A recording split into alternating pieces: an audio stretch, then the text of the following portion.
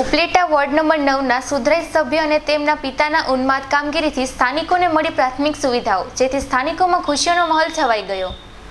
રાજકોટ જિલ્લાના ઉપલેટા શહેરમાં આવેલ વોર્ડ નંબર 9માં છેલ્લા 15 થી 20 વર્ષથી સ્થાનિકોને પાણીના પીવા માટેની બહુ મોટી સમસ્યા હતી, કેમ કે અહીંના લોકોને પીવાના પાણી ભરવા માટે દૂર જવું પડતું। સાથે આ વિસ્તારમાં રહેતા લોકોને ચોમાસા દરમિયાન પણ વરસાદના અને રોડના પાણી પણ ઘરમાં ઘૂસી જતા હોવાની પણ સમસ્યાઓ હતી અને સ્થાનિકોની ઘરવખરી પણ બગડી અને પલળી જતી।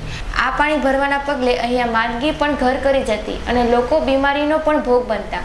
આવી સમસ્યાનું નિરાકરણ લાવવા સ્થાનિક સુધરાઈ સભ્ય રિયાઝ હિંગોરા અને તેમના પિતા દ્વારા આ વિસ્તારમાં અંદાજે 5 લાખ કરતાં પણ વધારેની રકમ ખર્ચ કરી અને પોતાના અંગત પૈસા વાપરી આ વિસ્તારમાં પીવાના પાણીની નવી લાઈનો નખાવી હતી।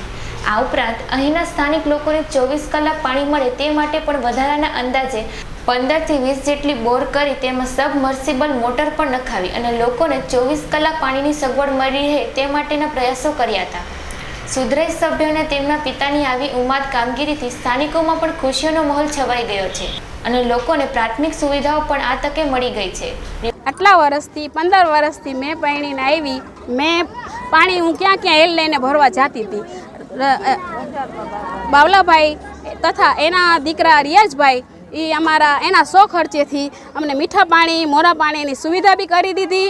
અત્યારે અમારું દિલ બહુ ખુશ છે અને અમારા ચોમાસાની પાણી જે અમારા ઘર આંગણે ઘરમાં ગળી જતું હતું ને એનો અમને આગળ અમારી નિયામતમાંની દરગાહના સામે અમને બધુંય ઊંચું વ્યવસ્થિત બધું એના 100 ખર્ચેથી એના હાથની મહેનતથી અમને આ બધુંય કામ કરી દીધું। પહેલાં મારું નામ બોલો। હાજી હજુ બાપુ કાદરી, અહીંના અમે રહેવાસી છું। તો અમે રઝાકભાઈ ને રિયાઝભાઈને વાત કરી કે અમારા અહીંયા મુસ્લિમ લતાના અંદરમાં વર્ષો છે ખાડા ભરેલા હતા, તો રઝાકભાઈએ આ બધું કામકાજ ને બધું કરાવ્યું। પછી રામગઢના અંદરમાં પોતાના ખર્ચે છે। રિપોર્ટર ભાવેશ ગોહિલ, ઉપલેટા।